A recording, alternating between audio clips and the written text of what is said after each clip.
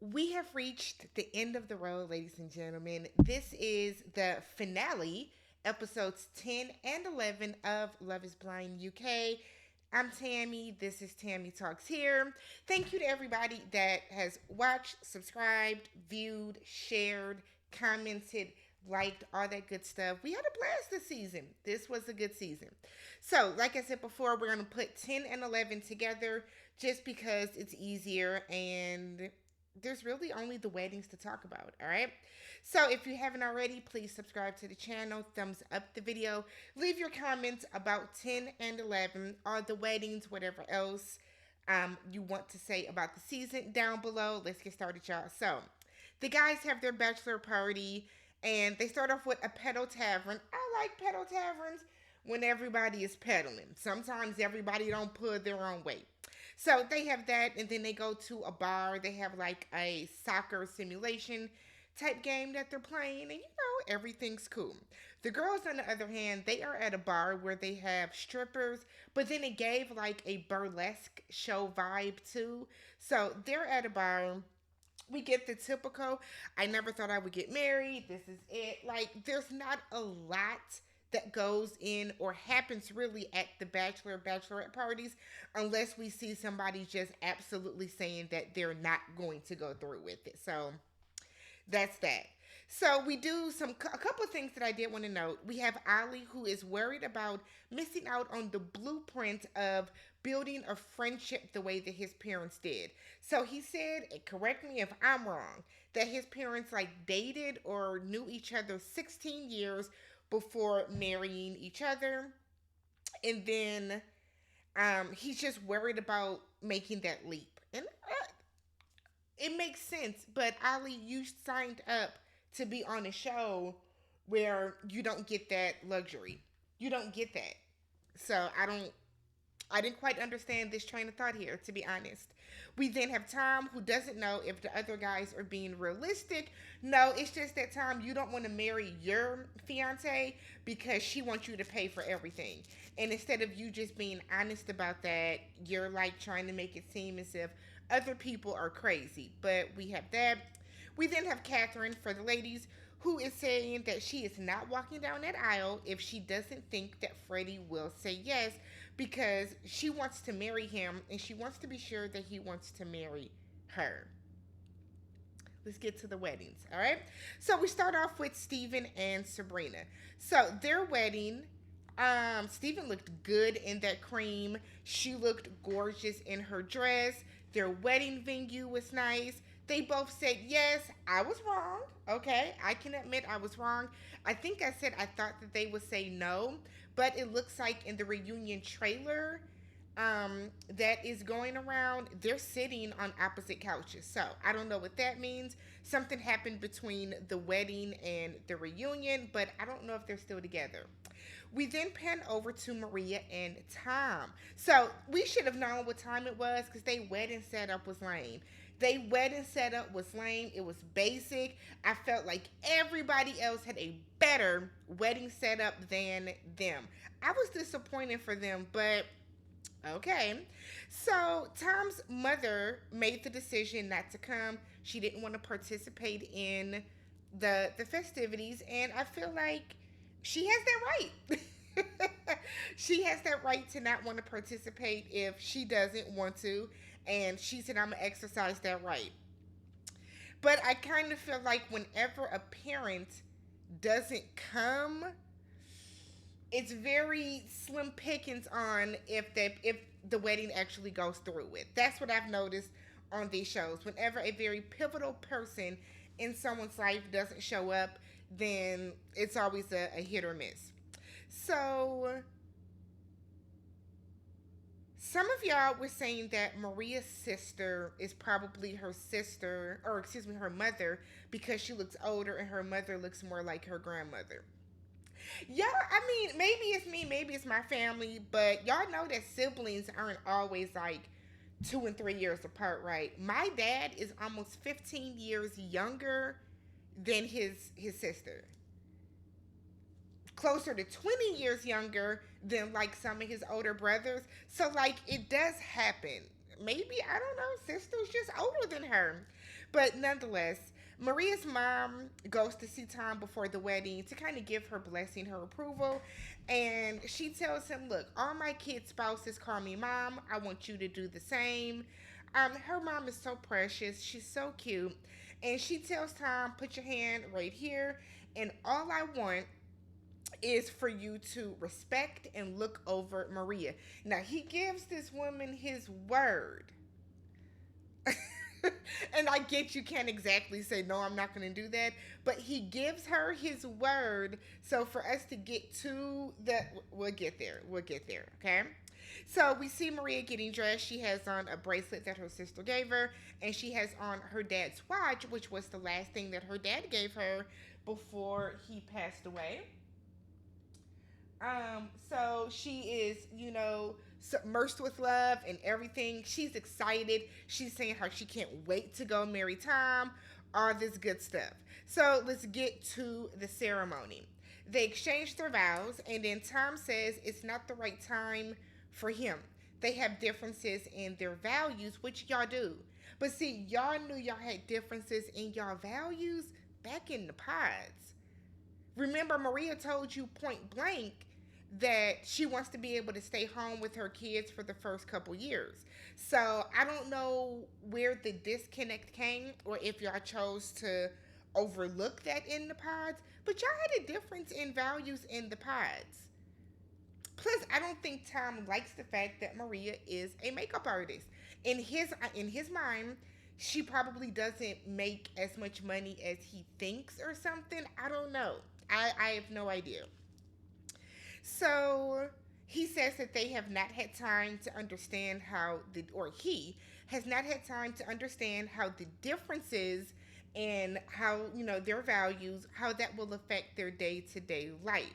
So he kisses her on the hand and then he walks out quickly. Okay. So he's outside talking in his confessional and he said that he's worried that when they do have children, that she is going to teach their son that you are to pay for everything when it comes to courting a woman. And on the flip, he's worried that she's going to tell their daughter or teach their daughter that the man is supposed to court you and pay for everything in that manner. And he doesn't want that. He wants his daughter to grow up to be an independent woman that is able to contribute and that has no problem with contributing. That is something that there were some comments that said that Maria picks and chooses when she wants to immerse herself in her religion and in her culture, and I do agree.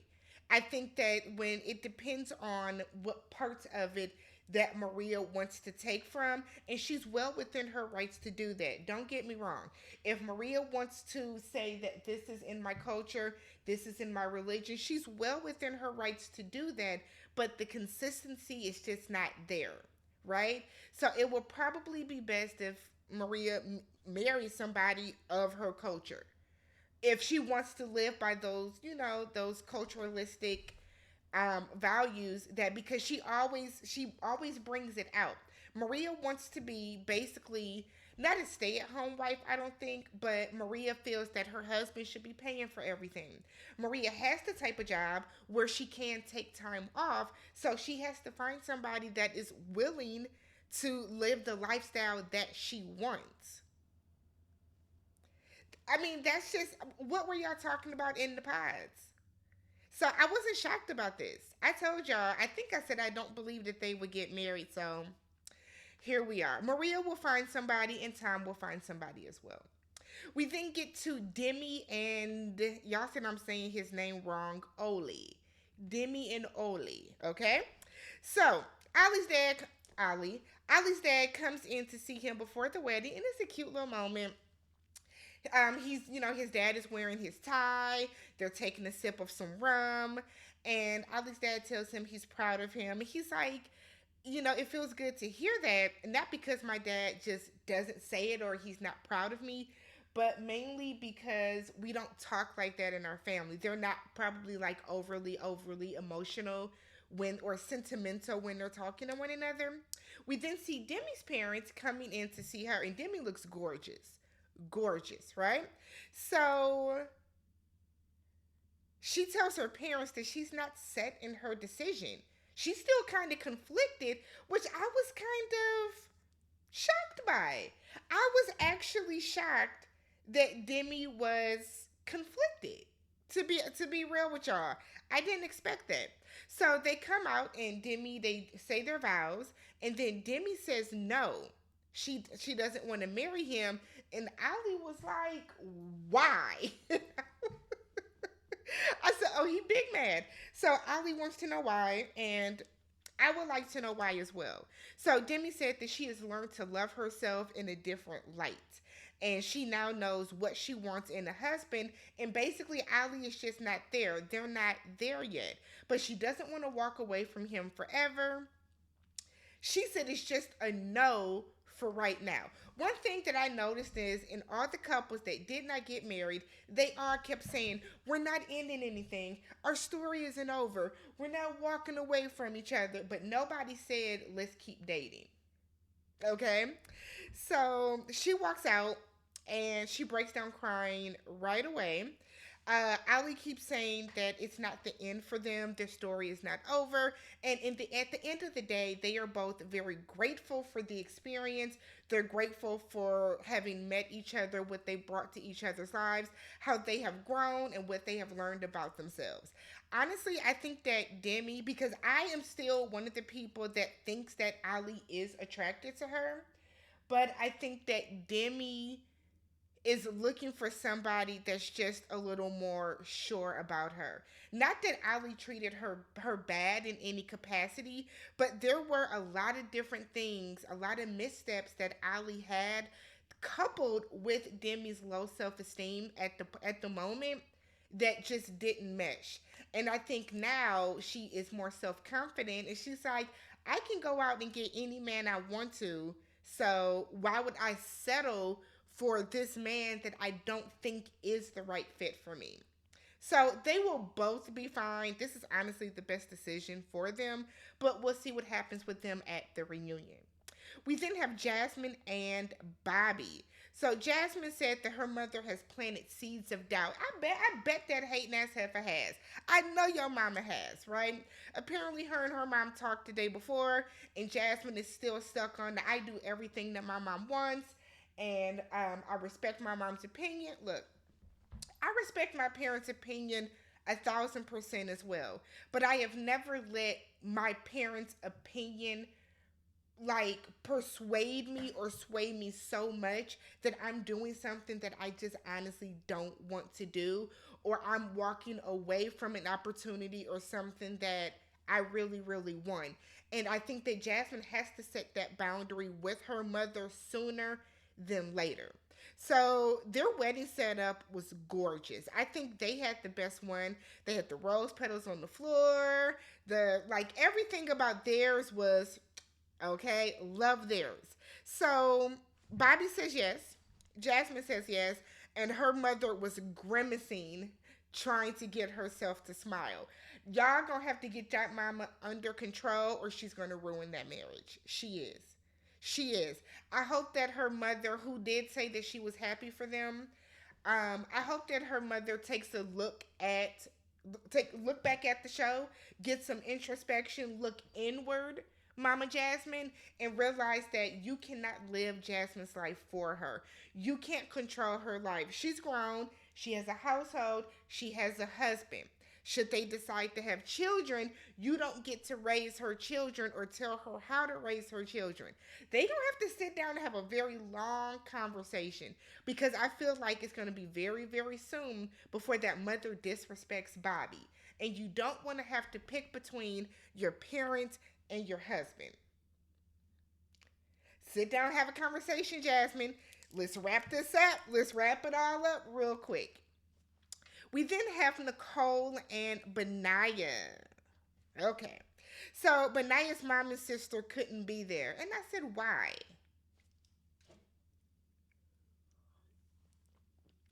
Why couldn't they come? Stuff like that is odd to me. How can you come to meet her and grill her, but you can't come for the wedding? Both of y'all? Both of y'all couldn't come? Okay.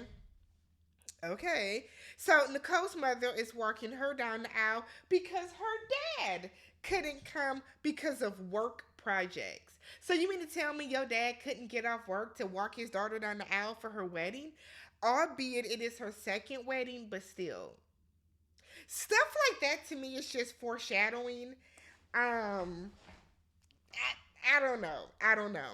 But at the end of the day, Benaya says yes. Nicole looked like she was unsure, but Nicole says yes. I'm very interested in how they are doing by the time we get to the reunion.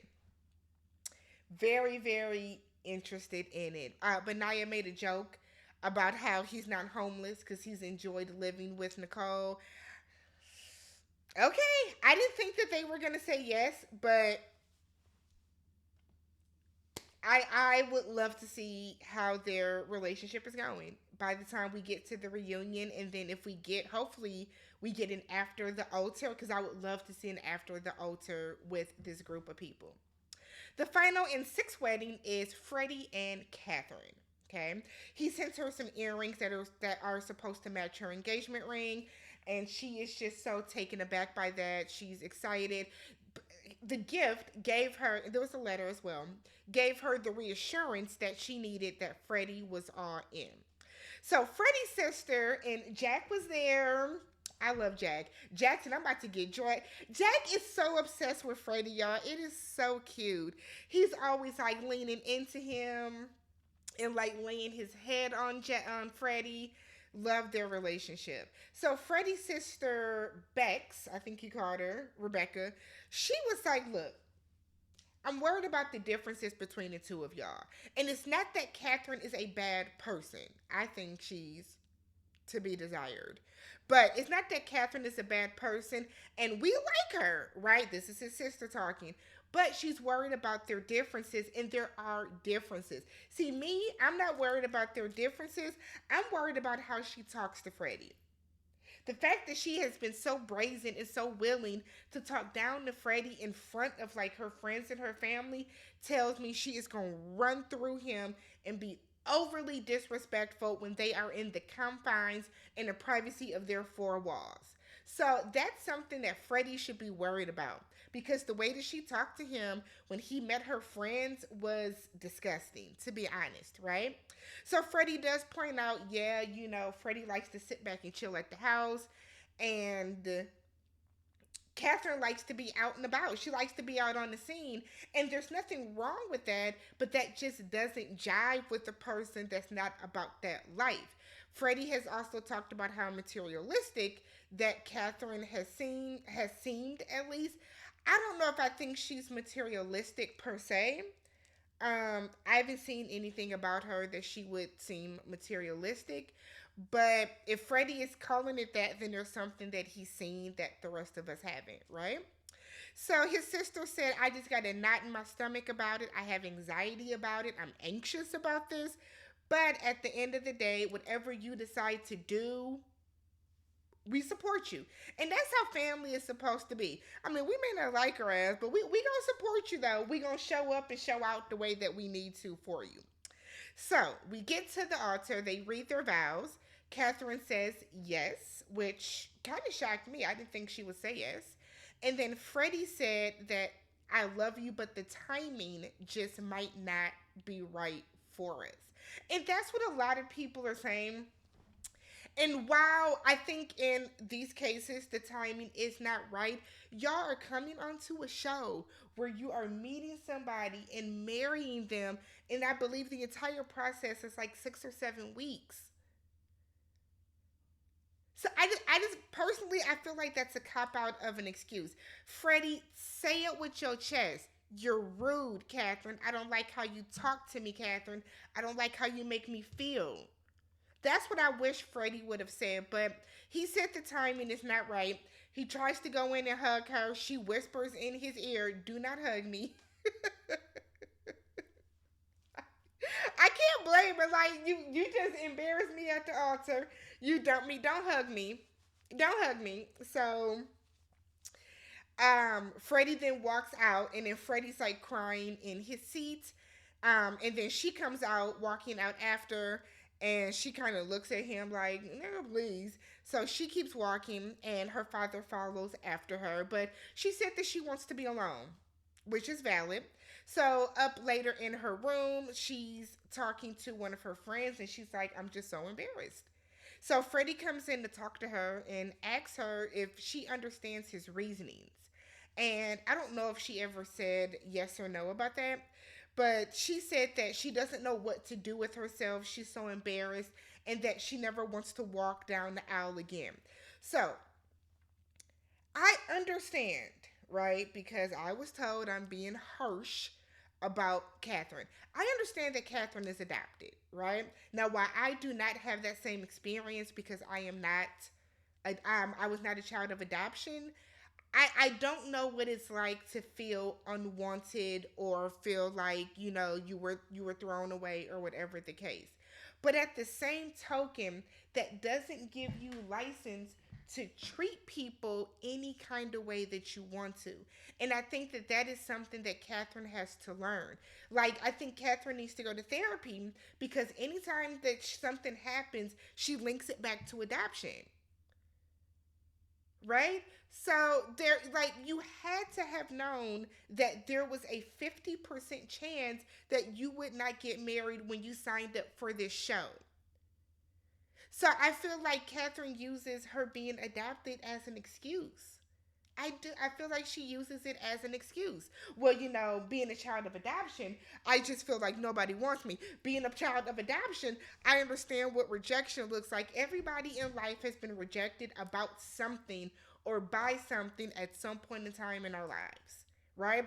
It might not have been us being rejected at the altar, but we have all been rejected by something at some point in our lives. You can't link that back. Does the situation suck? Absolutely. Yes. But Catherine, you have to take some accountability for the part that you played in Freddie wanting to say no. You weren't exactly very open and honest in giving and comforting with him either.